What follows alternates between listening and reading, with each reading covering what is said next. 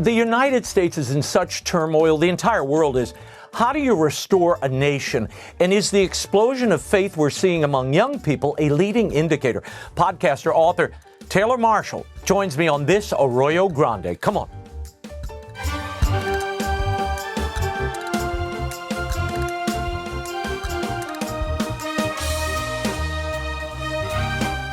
I'm Raymond Arroyo. Welcome to Arroyo Grande. Go subscribe to the show now. It's a great way to support the show, and it's entirely free. How many things can you say that about?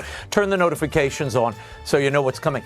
My guest today is a doctor of philosophy, a former Episcopal priest, and a podcaster extraordinaire, as well as an author. And he has a new book, Christian Patriot, 12 Ways to Create One Nation Under God. Dr. Taylor Marshall is here. Taylor, thanks for being here. I want to start with Charlie Kirk's assassination. I know you knew Charlie. I was struck talking to students about the effect this is having on them. For young people, this is really an RFK, MLK moment for them. He was a huge cultural force and a touchstone in their lives. What do you think this tragedy represents? And where do we as a country go from here? Well, I knew Charlie, and the great thing about Charlie is he was a real genuine, friendly young man, but he was a political leader who put Christ first. If you listen to any of his debates, any of his speeches, he's constantly talking about Jesus Christ, and you young people, you should get married and have children and the importance of the family. And his message was, I think, in many ways different than a lot of the voices on the right. He was the emerging young class of influencers who see that being conservative and more conservative is not enough, that Jesus Christ needs to be at the center of our lives and the center of our movement. And I think that's one of the reasons why he captured the heart of so many people, especially the young people, is he was transitioning the conversation towards Jesus Christ. And that's his legacy, and it's just so sad to see it cut off so soon. Yeah. This shooter that took Charlie's life was obviously radicalized in some way. Talk to me about the dangers, really, of having these devices on your person that not only delivers, Taylor, pernicious ideas and agendas, but then it regurgitates and repeats them with more frequency because of the algorithm. It's the phones, certainly, and it's also, I think, our education system. I think those are the 1-2 punches. So many parents think, I'll just send my kids to the public school, K through 12. I'll give them this unlocked iPhone, and there is so much garbage. It's just toxic waste that's flowing through these phones. If you're not careful with these phones, we really like Gav phones for our younger children. They're kind of locked down and a little bit more secure. But also, we got to talk about education. This perpetrator seems to have come from an intact family. I don't know much about them. We're just getting the news about them, but it doesn't seem to be a radicalized family. It seems that this young man received these ideas, these radical ideas at university. And that's a conversation we need to have as a nation. And Charlie Kirk, to go back to him, he was right there on the front lines. He was going to college campuses. So yes, it's the phone. Yes, it's social media. But we need to have a serious talk about how young people are being formed on college campuses. Well, I think it's all of this. Certainly, Charlie was engaging in dialogue with kids on campuses, but they knew him principally because of the TikTok posts and the X posts where they were seeing these little skirmishes, if you will, where Charlie was engaging the issues they were dealing with or questions they had, and he was doing it in a tight, pithy way. Marshall McLuhan said the electronic universe, and he was the guy who came up with, really envisioned the internet, the global village, and he thought that this electronic universe was an unholy imposter and, I'll quote him, a blatant manifestation of the Antichrist. Is it, Taylor Marshall? It's kind of the conversation, about, same with AI, like with guns. Guns don't kill people, people kill people. And Charlie Kirk is someone who used social media and used these platforms to affect not just millions, tens, hundreds of millions. I'm hearing from people from different countries. And we have to we don't want to villainize the mechanism, even though the mechanism is being used for horrible evils, not even to speak of pornography. But Charlie does represent using what is so dangerous to bring about good. And of course, you're doing the same with the podcast, the television. We can use these things for good. Unfortunately, the devil's got his claws into most of it. Yeah. Well, you know, Charlie, I think, had the notion, and I think you and I share it, that you have to redeem the time that we're given. And it's not enough to complain or rip down or criticize. You have to actually put things in the middle of the culture that uplift and challenge and enchant and draw people to their better angels and who they're really called to be. Tell me, and this is a good segue, I guess, to your book, Christian Patriot, 12 Ways to Create One Nation Under God. Where are we now? And what's the difference between, Taylor, a Christian nationalist, which we hear so much about? You see the New York Times and the Atlantic magazine always warning of Christian nationalism. What's the difference between a Christian nationalist and a Christian patriot in your mind? I'm glad you asked that question, because Christian nationalism is a growing movement, and it's generally Protestant. And I applaud many of the things that they are saying. They're basically saying we need to go back to our Christian roots as a nation. Now, we're Catholics, and we have a 2,000-year treasury of Catholic political philosophy, natural law, St. Augustine, Thomas Aquinas. We have so much more there. And so when I was putting this book together, and actually in the early stages, I was going to call it something like Returning to Christendom or something. And Charlie Kirk, he was like, I don't think that's not the right title. So we came up with Christian Patriot. And the reason the book is called Christian Patriot is, you know, in my studies, I noticed that Thomas Aquinas focuses on patriotism as a virtue. And we need to get back to virtue ethics. Patriotism is love for the patria. And patria is the Latin word for fatherland. It's based on pater, father. And when you think about that, and you think about citizenship and patriotism, Thomas Aquinas says, it is honoring your father and mother. It's receiving a patrimony, another pater word. And if we root it in virtue, we're now breathing Catholic air. And I wanted to move this conversation in a more Catholic, a more Thomistic discussion. And the Christian nationalists are using the word nationalist. Now, people are very quick to identify that with Nazism, but also the word nationalism is based on the Latin word natus. It's birth, where you were born. And there's something more about being a patriot and a citizen than where you were born.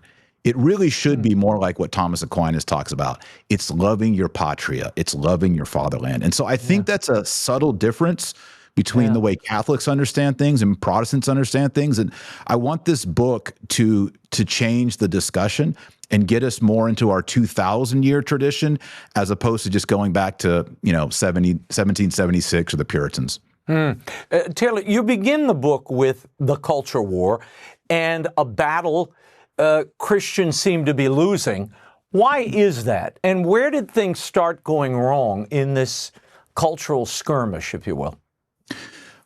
I mean, there's several, pivotal moments, but I think for our nation, United States of America, after World War I and after World War II, we came back and there was this idea, if you have strong beliefs, if you have strong convictions, dogmas, it's going to lead to another World War III. And so I think there was this gentleman's agreement, a subtle one that says, hey, take all your strong beliefs and put them in the closet. Don't park them in the public square, and we'll all just be gentlemen. We'll be rational. We can handshake on this. We'll work for the common good. That was 40s, 50s. Once you get to the 60s, that created a vacuum where Christianity sort of retreated from the public square. And that vacuum was quickly filled by, in the book, I call the new secular religion. And they claim they're not a religion, but they have an agenda. They have dogma. They have their own morality. They have their own inquisition. Now we call it being canceled. They have their own saints' days. They have their whole month of June. They have their monuments. They're quickly taking over the culture. And I think into the 80s and 90s, maybe we didn't quite notice it, but in the 2020s, it's in our face. Everything is being overturned. And so, part of this book, Christian Patriot, is we have to take up space again. The retreat from the public square and the assumption that we can all be neutral in the political sphere is impossible. It's Christ or chaos. I want to read a quote. This is from the book, and have you elaborate and explain this. You write, Muslim countries have Muslim laws, cultures, rules, and customs. Israel has Jewish laws, culture, rules, and customs. India has Hindu laws, culture, rules, and customs. However, if a Christian nation with a Christian majority attempts to promote Christian laws, culture, rules, and customs, it faces strong resistance, end quote. But Taylor, the founders never intended this to be a sectarian nation. I mean, you know, some read that and think you're arguing for a Christian theocracy. Are you? Well, we have to define the terms Christian theocracy. If we want to be governed in our hearts and as a people by God, that's one definition of theocracy. But part of the persuasive, argument of this book is the separation of church and state has to be reconsidered. Thomas Jefferson invented that term. In fact, the full phrase of Thomas Jefferson is the wall of separation of church and state. It's not in the Declaration. It's not in the Constitution. No. And in the book I show, Thomas Jefferson was a scoundrel. He consorted, maybe even violated his slave women. And he wrote the Jefferson Bible. He took the New Testament and he cut out every miracle, the resurrection, every single time Jesus claimed to be the Son of God or divine. He denied the Trinity. He denied the resurrection. He reduced Jesus Christ to a guru, and then he puts out his own New Testament. So we, as Christians today, need to realize that Thomas Jefferson is actually to the left of AOC. Thomas Jefferson is very radical. He supported the French Revolution. And for us to lionize him, and yes, he did some amazing things for our country, but we need to kind of surgically go back to our founding. And I think we need to surgically remove Thomas Jefferson. Men like John Adams and many other founding fathers were excellent. But Thomas Jefferson has a subversive political philosophy that does not fit with Catholicism and not with Protestantism either. Yeah, but Taylor, I mean, the Establishment Clause of the Constitution says Congress shall make no law respecting an establishment of religion or prohibiting the free exercise thereof. But can you enforce a religious moral code in the U.S. or via the U.S. Constitution? That's the question. You can't enforce or coerce religious belief. I'm not arguing it, and I don't think the Catholic tradition argues, let's put swords to people's throats and say, be baptized. That's not our tradition. But most certainly, America and all the original 13 colonies, and even afterwards when they become states, and for even decades, and for some of them 100 years, they do endorse. For some of the colonies, you had to, when you took an oath for office, affirm your belief in the Trinity, affirm your belief in the Old and New Testaments. This is part of our original founding. And that statement that you read, this is not separation of church and state. I'm a member of the state. I'm a citizen. I'm also a member of the Catholic Church.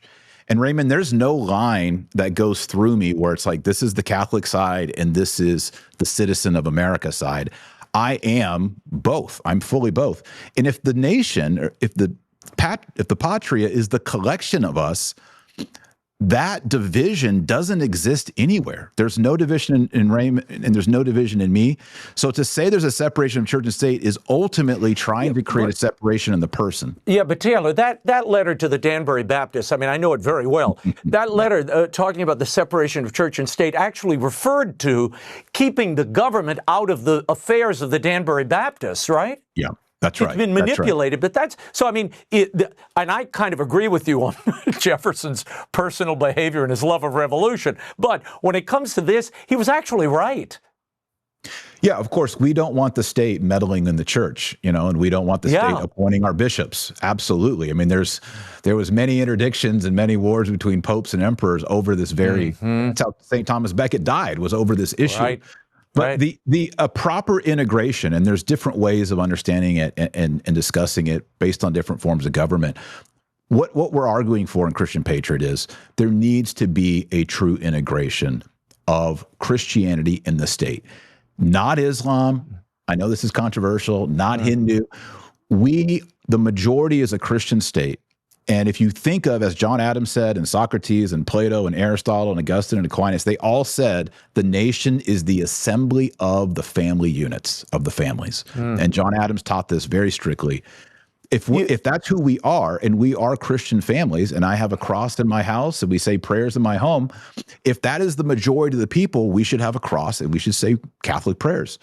That's our tradition. And I know it's controversial, but I want people to rethink this. Well, I know, but the challenge here is it becomes religion by, religious expression via majority rule, which concerns me, frankly. If I happen to live in Dearborn, Michigan, Raymond with his cross is suddenly outnumbered.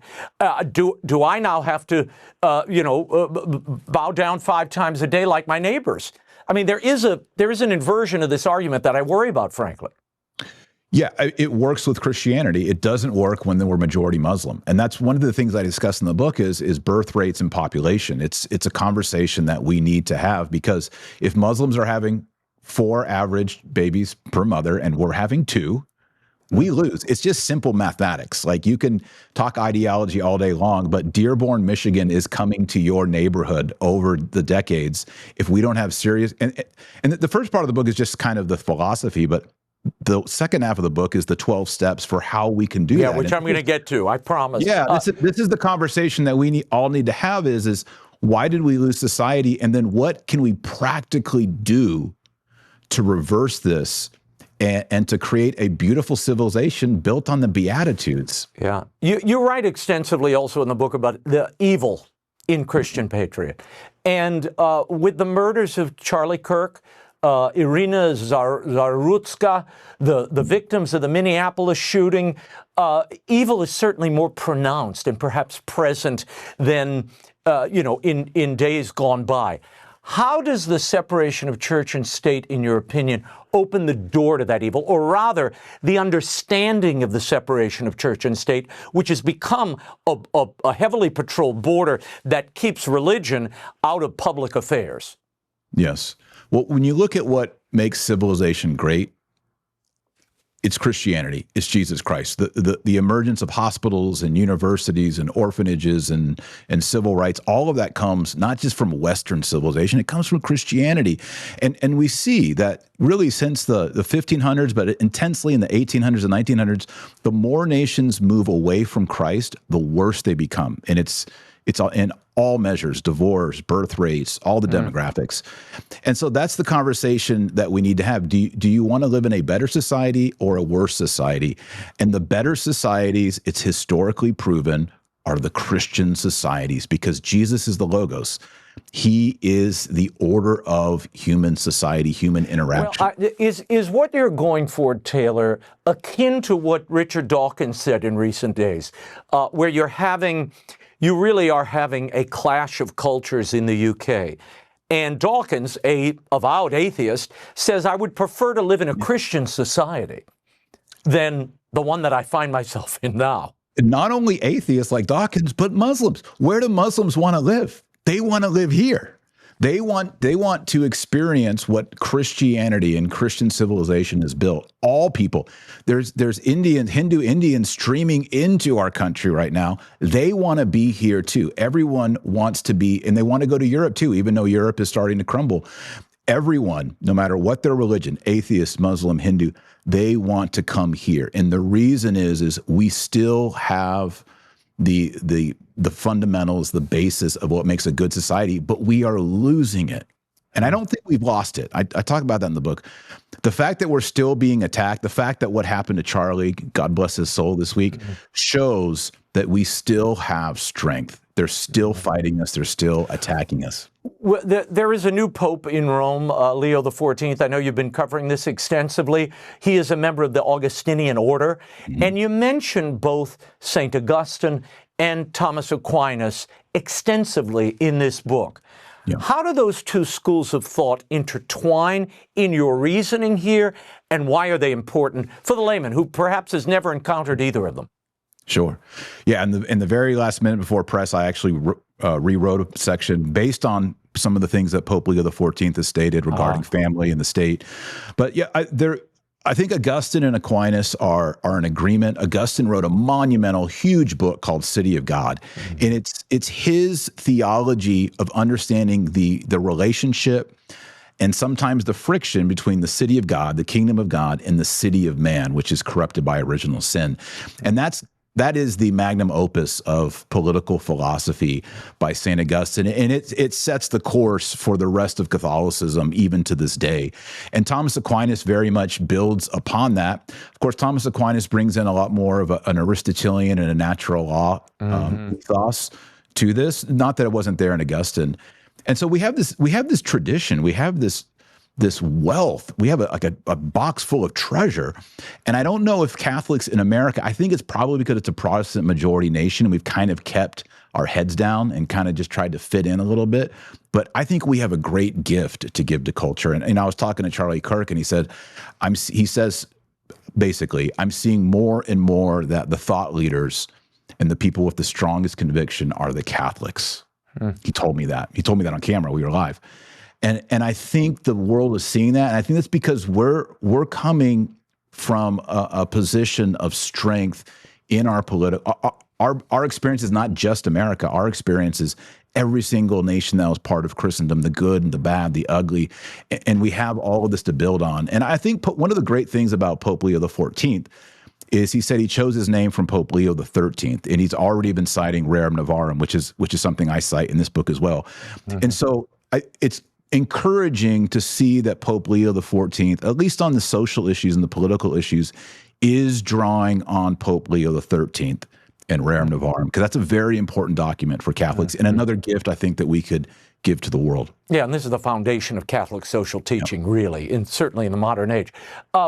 What, in your estimation, is the proper form of government, Taylor Marshall? How do you see that looking? I mean, you have civil government based on God's establishment of traditional family. I mean, is that what you're really going after here? The most important thing is the recognition of matrimony in the family. And at the Reformation, they demoted marriage as not a sacrament. That's a big problem. That was really, I think, the crumbling of Christendom or Western civilization. Pope Leo and even Thomas Aquinas actually show some latitude on what is the best forms of government.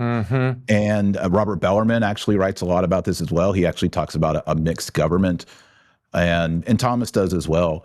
So, there's not a dogmatic teaching of the Catholic Church on what is the best form of government, but I think if you look at it traditionally, and since the time of Constantine, there has been a Catholic tendency towards monarchy, a favoring of monarchy, because of the integration of the monarchy and the nobility in working in conjunction with the bishops, because the bishops are also a hierarchical structure.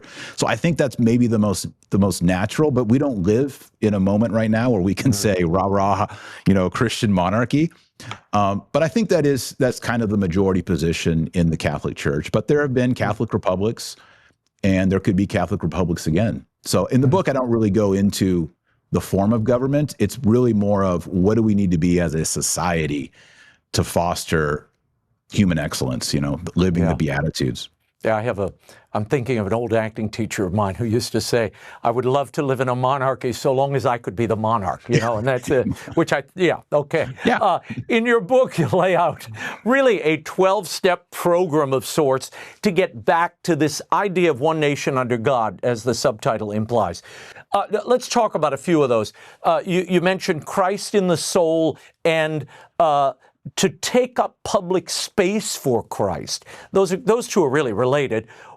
Tell me what those related strategies mean practically.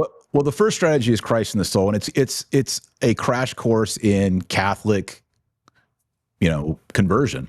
And this book is written for a general audience. I really hope Protestants will read this book. In fact, if you know Protestants and you kind of want to get them attracted to Catholicism, I think this book is great because they'll be reading it and be like, wow, Augustine said that, and Pope Leo said this, and Thomas Aquinas said this. There's a lot of just sort of fireworks that go off in this book, and I think Protestants will be attracted to it. But I wanted that Protestants to know and Catholics to know that, we can do all these things and talk about policies and changes and social, activization and all these things. But if you're not converted in the soul, if you don't have sanctifying grace, if you're not living a sacramental life, if you're not in daily prayer, if you're not forming your marriage and your children around Christ, none of this matters. You know, it'll just be a hollow structure.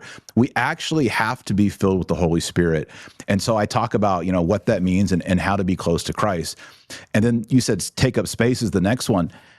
We used to be great at this, you know, processions and parades and statues. And, you know, you go to Italy, you go to Poland, you go to France, there's the Blessed Mother on the corner and St. Michael and Padre Pio and St. Joseph. They took up space. They decorated their society as an outward expression of the interior reality of what they believed. And we see the new secular religion in the last 20 years has gone out. They're reading to kids at the public library. They're marching down Main Street during June. They're putting their flag on every embassy, every government building. They are taking up space. And when you take up space, what you're saying is our beliefs, our ideology are triumphant, and we own this. That's why they're reading at the library, at your public library. And that's why they're pushing it in your schools. We own the public space. We own the political sphere. And Catholics, from the very beginning, have been public witnesses through martyrdom, but also just by the way they honor their culture and say Christ is king, Mary's the queen, and they put up things. And so, you know, everyone can do this. You can put a statue of the Virgin Mary out in front of your house. You can put a crucifix in your room. These are the kind of things that start small, but they snowball into a cultural transformation. Your other 12 steps, and we're going to do the Reader's Digest of them because I got so much I need to get to, but they're really policy prescriptions to my eye. From parental rights for kids to outlawing porn, what's the most critical in your mind? The most critical is personal conversion and being filled with grace and knowing Christ. But I think that the most critical is defining matrimony. That's, if we don't get that one right, we lose it all, because matrimony is what protects the family. It ensures that a child from infancy until adulthood, Thomas Aquinas says, you know, the goal of matrimony is procreation and education, rearing the child. Anybody can be a baby mama or a baby daddy, but it's that teaching them, catechizing them, making them virtuous, teaching them virtue, teaching them, getting the sacraments. And so if we have matrimony as a sacrament properly defined, God invented matrimony at creation, Genesis. He elevated it to a sacrament at the wedding of Cana. He decides what matrimony is. A quorum of 12 men cannot decide the definition of marriage. A judge cannot define that. The Senate cannot define what marriage is. And we as Christians need to say, no, God defined marriage. It's a very specific definition. If we can't define marriage, we can't define what is a man, what is a woman, when does life begin, when does life end. That, I think, is the pivotal definition. And I think we have to fight for that, because everything below that, you know, banning pornography and, you know, parental rights, all of those flow really from the sanctity of matrimony. I want to jump back a little bit to a previous book, because I got this question this week. Somebody, a friend of mine, he had just read your Christian Patriot book, and they said they were confused. And they said, wait, Taylor Marshall wrote this book called Infiltration, where he claimed there was a plot to undermine the Catholic Church from within. Now he's asking us to turn to the Catholic Church that's been somehow infiltrated. What hard evidence would you convince skeptics of this idea that you put forward in the book, that this isn't just a conspiracy, but actually a historical infiltration? Yeah, if you look at the scandals we've had, not just in 2002, but before then and since then, and you look at the ambiguity and the confusion of doctrine, where the majority of Catholics in this country do not believe in the real presence, transubstantiation. You look at the rapid decline in vocation, just hard facts, vocations to the priesthood, to the religious life, the decline in marriages, the decline in infant baptisms, the decline in adult baptisms, the increase in annulments. Like, there is so much evidence that something is broken. Something is broken. And I don't believe that the Holy Spirit ever stopped working. I don't believe Jesus stopped being the king and the leader of the Catholic Church. So that means that there's something else that is causing problems and decline. And it's not the church. The Catholic Church is one, holy, Catholic, and apostolic. That means that there must be wolves in sheep's clothing. And Jesus promised they would come. He said, beware of wolves in sheep's clothing. He said, beware of false prophets. He promised us that there would be Judas Iscariots. There would be false prophets. It's in the gospel. He said it's going to happen. So to say that it's not happening, there are no wolves, there are no false prophets, there are no false brethren, it goes against the words of Jesus Christ, and it goes against what we actually see in 2025. And you, in the book, you imply, more than imply, you point the finger at the Freemasons, okay, which popes have warned about through the last century. Even before that, at the founding of these guilds. My question is, do you think those Freemasons have that kind of enduring power in the present day? I mean, I pulled a stat on this the other day. NPR had a report that membership in the U.S. among Freemasons has fallen from 1959 by 75%. I mean, they're opening their doors to tours, trying to get people to come to the lodge. Yeah. Do you really think they have that kind of power, influence, authority, and membership today? Absolutely not. And I say that in the book Infiltration, that you have to understand Freemasonry, when it begins in 1717, it's a secret society. Why is it a secret society? Because if you said these kind of disruptive things in public, you would actually be killed in the 1700s, 1800s. So they were in secret societies. What they taught and what they promoted in the Freemason, which is the civil liberties that are not based in God, right? And basically a proto-communism. They couldn't say that back then. By the time you get into the late 1800s and the fall of the Papal States, and you get into the 1900s and post-World War II, you don't have to be a Freemason. You don't have to be a member. You don't have to be in a secret society. They teach it in the freshman class at the university, right? They teach it on Oprah. Like, the Gnostic worldview of Freemasonry becomes mainstream. So, of course, Freemasonry in 2025 is dead. It's kind of a joke because you don't have to be in a secret society. It's not a secret. It is mainstream. So yeah, Freemasonry, I think, it's still very dangerous, but its power and its potency and its infection was really in the 1700s, 1800s. By the time we're in the post-Second World War situation, I think it kind of starts becoming the air we breathe by the 1960s. Tell me about your journey. I mean, we met, you had left Episcopalianism, but you were an Episcopal priest. What was it that tipped you over the edge and drew you to Catholicism?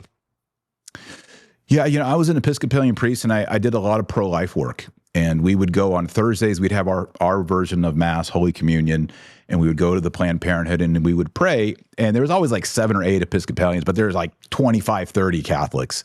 And they were praying the rosary, and there was a priest there. I got to know them. And I remember they were much more intense than we were. I remember seeing this lady. She was kind of middle-aged, and she was very well-to-do, and she was kneeling in the gravel, praying the rosary. And I was like, she believes. Like, she's a real disciple of Jesus, And that witness was very attractive to me. And then as an Episcopalian, I started getting pushback from my congregation about being so pro-life. They're like, hey, don't be so political about this. And I started to realize that as an Episcopalian priest, I didn't have the authority. I didn't have the magisterium. I didn't have the toolbox to be authentically pro-life and defend what I truly believed. And in the meantime, my wife's watching Mother Angelica and watching EWTN, and we're having these conversations. And really we went to Rome, and we were invited to a Mass with Pope Benedict XVI. And that morning we'd been in the Scavi and seen St. Peter's bones. And during that Mass, Raymond, I was standing right by the bronze statue of St. Peter. It came time for communion, and I was wearing a clerical collar. I was wearing Episcopal priesthood clothes, and these nuns were trying to push me up, Padre, to go to communion, and I knew I couldn't receive communion because I wasn't Catholic. And I'll tell you, Raymond, some people don't believe me when I say this, but I was sick to my stomach because I looked up there and I thought, Peter's down there under the altar, Pope Benedict, successor of Peter's, right there. This is the real church, and I'm not in it. And I knew I was a heretic, and I knew I was a schismatic in that moment, and I knew that if I didn't try to enter the church, I'd go to hell. That was my conversion. Why not join the ordinariate? And for those who don't know, Pope Benedict the 16th created what is a free-floating diocese, if you will, for Anglican clerics to come into full communion with the Catholic Church, but they would they're ordained and become priests, essentially, Yes, in the Catholic Church. I was in that process, and I think when I met you in Washington, D.C., I was working at the CIC there, and part of my job is I was helping with the correspondence with the Vatican to set up what became the Anglican Ordinariate. And I was on track to be ordained a Catholic priest, even though I was married because the provision applied to me. But, you know, as I discerned and prayed and got to know the Catholic priesthood, I just felt that I wasn't being called to that I was called to be a layman. And so even though I was in the process, I was made a candidate for orders and a lay Eucharistic minister, and they were trying to get me through. It's kind of a 2-year process. I just discerned, I don't think this is where God's calling me, and He had another plan for me. So, yeah, I'll say. Well, the Vatican continues, Taylor, to restrict the Latin Mass, the traditional Latin Mass, and we've covered this for years. I do it here on the Prayerful Posse. My question is, why does that liturgy matter so much now in this cultural moment? Some will say from the outside, this is really just a matter of preference, and you people are clinging to the past. You would say what? I'd say this is our patrimony, this is our inheritance, and if you look at the young people, I mean, I go to the traditional Latin Mass. I went yesterday. It's young people. Yes, there's all ages there, but there's something that's attracting the young people because, they have these cell phones, they have Netflix, they have constant streaming, they have constant just energy and noise all around them. And I think when they enter into the traditional Latin Mass, I think something just clicks for them. And we have 8 kids. I've watched them raise, and they're kind of the same way. I think there's something perennial and there's something beautiful about it. And I think the older generation in the hierarchy, like Pope Francis's age, and that kind of, Pope Leo XIV is a little bit younger, but I think the age of Pope Francis, God rest his soul, they kind of see the Latin Mass as like grandma's old couch. Like, it was great. We have good memories about it. It's kind of old. Let's get something new. Let's go to IKEA and let's, get something that the youths are going to love.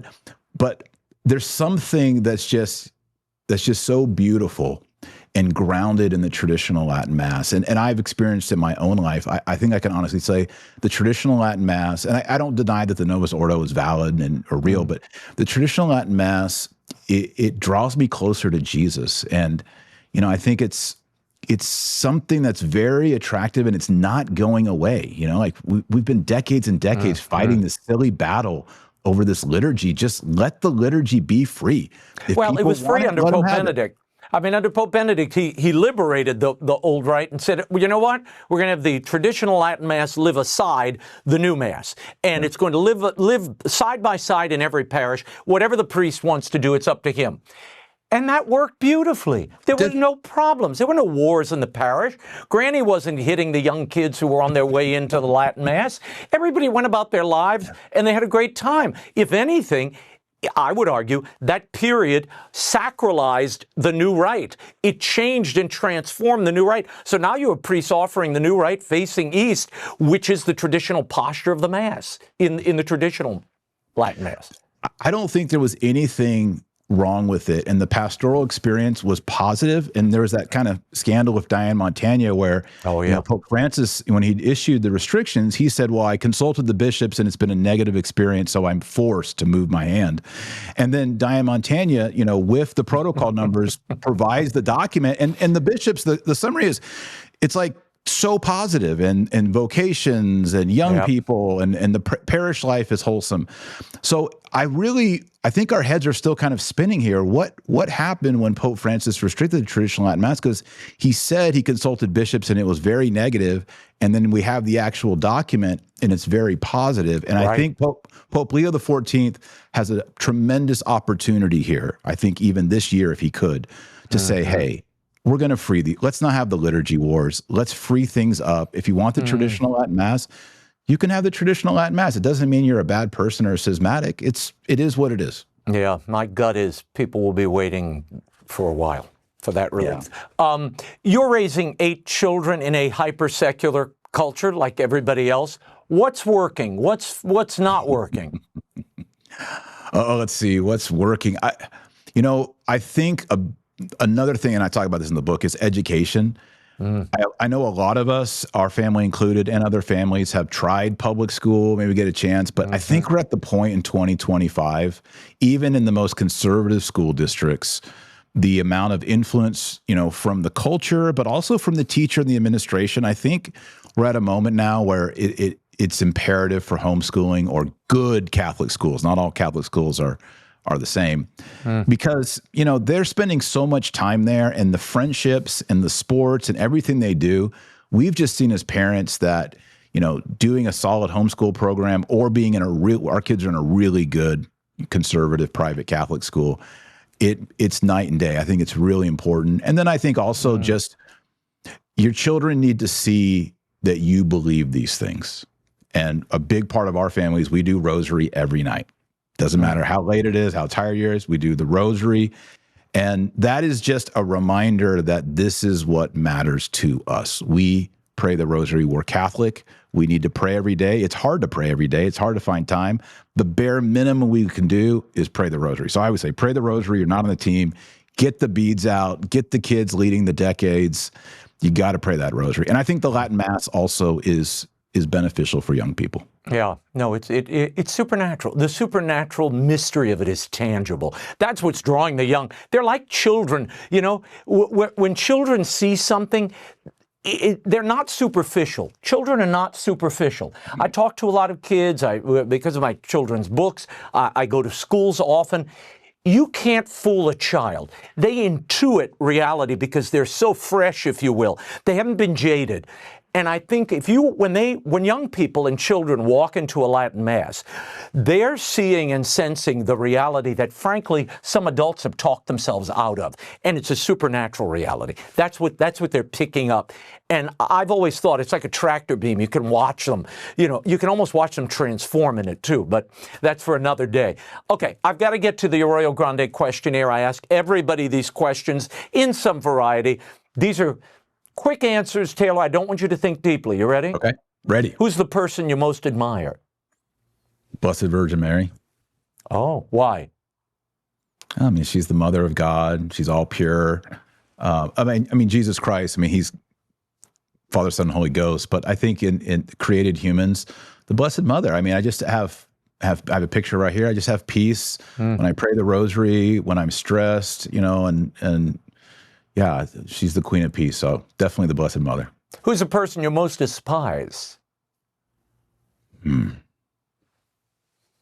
want to play it easy and say the devil, but I think right now, because of the work I've been doing on Christian Patriot, I think in America, Thomas Jefferson. I did a deep dive on him, and I'm really concerned about Thomas Jefferson. Oh boy, you don't want to be in the room where it happened. Okay, we're gonna keep you off the Monticello tour. What is your best feature? What do you mean, physically or what, totally anything? Up to you. Okay, totally up to you. I think my gift is that I'm able to take complicated ideas like Thomism, whatever, and present them in a tangible way for your everyday man. What's your worst feature? Be honest, Taylor. I think probably a melancholy or a discouragement or despair, like in this last week with the Charlie Kirk thing. It's hard. I think in even maybe in a way that's a fault to kind of lose hope a little bit. Well, it's hard when a young person is taken. It's and struck down in such a vivid, awful, immediate way, and under those circumstances, in the middle of their journey. I mean, they're really in the middle of what he was doing. Yeah. I understand why you would despair. What do you fear? My greatest fear would probably be for my children, that anything would happen to them, or that they would lose the faith, or Your greatest virtue, or the greatest virtue, not yours, the greatest virtue is what? Charity. Charity. Faith, hope, and charity. Charity remains, But I think in the natural order, I think with the virtue we need today and the virtue that I need is fortitude. Fortitude. Yeah. A good one. What's your greatest regret, Taylor? What would you do differently? I wish I had become Catholic earlier. I had those inclinations. I was an Anglican Episcopalian, so I had a kind of a Catholic thinking. And, I wish that I had probably explored it more or dove into it more earlier on in my life. I wish I had more time as a Catholic. What do you know that other people don't? Who or what? What do you know that other people don't? What do I know that other people don't? I think that a lot of young people don't believe that marriage can be joyful and good, and family can be a real spring of joy in life. And I do know that. I've been blessed by God to experience that, and I want other people to know that. But I think in our time, people are very cynical about that. Mm-hmm. Yeah, no, they don't realize, particularly young people. I mean, this is where Charlie Kirk was so on the money. Yes. Get married young, have a family. It will give you your purpose. You will suddenly realize the purpose of all of this, and your work is revivified, and your focus is revivified, and you find love and support and the reason you've been sent here via those children and your wife. The best piece of advice you've ever received is what? Oh, it's a lot, but one that comes back to me a lot is my own father, my dad, very smart man. He said, success is 1,000 good decisions. And I've noticed that in my life. So it's not these, great monumental things that happen. It's just those 1,000 good decisions that add up to a major win. That is good advice. That's smart. What's your favorite book and the last one you read? Oh, let's see. My favorite book other than the Bible, if I could take one with me, probably two. I really like reading Thomas Aquinas, so I put the Summa Theologia on there. But I also like Mystical City of God by Maria Agreda. Oh, yeah. I keep that on my nightstand, and it calms me, soothes me. I like to read that. Why does it soothe you? I mean, it's this was Maria Agreda's sort of visions, if you will, of it's almost the behind the scenes of the scriptures. She kind of sees in the shadows. It's very supernatural. And again, I think it kind of goes back to my love for Our Lady. There's just something very peaceful and seeing living human life at the highest level, the best level, full of grace. That's Our Lady. I don't know. I just like it. I like reading that. And then what was the other question? What was the last book you read? The last book I read, well, it's probably Christian Patriot because I had to read it so many times. For Not your own book. That doesn't count. Yeah, that doesn't count. Gosh, I can't. What do I have around here? Well, don't look now. If you don't remember it must have been so odd. It's probably this new book by Jesse Romero and Dr. Dan Schneider, Spiritual Warfare Q&A. Okay. Yeah. All right. We'll take that. It's like the old Dean Martin joke. I just finished a book. Now I'm going to go read another one. If you could not do what you're doing now, what would you do? Oh, my real life is New St. Thomas Institute and professors and podcasting, but my secret side life is I'm a cattle rancher. And so I've seen those images of you with the cows. I get out on the weekends and I talk with my cows and move them from pasture to pasture. And, if I could just run away and do that, I think I'd probably be pretty happy. Oh, well, the Marshall Ranch. We will look forward to that premiere. Maybe Taylor Sheridan can start that. We'll do it'll be a whole new Christianized ranch saga. What happens when this is over, Taylor Marshall? What's over? My life? I leave these questions up to the interpretation of the one answering. What happens when it's over? Man, I hope that I can somehow skip purgatory. That would be great. But, here in life, I think of my legacy, I've written 12 books and I do all these podcasts and all that. But I really just hope that my children form families that, accomplish what we're talking about in the book. Christian civilization, Christian excellence, loving marriages, high birth rates, maybe some vocations in there. But I really, my greatest concern would be, my legacy would be in my children. Beautiful. Taylor Marshall, thank you for being here. The book, Christian Patriot, 12 Ways to Create One Nation Under God, is available everywhere. Thanks. We'll check in again soon. Thank you, Raymond. Thank you, my friend. I hope you'll come back to Arroyo Grande soon. Why live a dry, constricted life when if you fill it with good things, it can flow into a broad, thriving Arroyo Grande? I'm Raymond Arroyo. Make sure you subscribe, like this episode. Thanks for diving in, and we'll see you next time. Arroyo Grande is produced in partnership with iHeart Podcasts and Divine Providence Studio and is available on the iHeart Radio app or wherever you get your podcasts.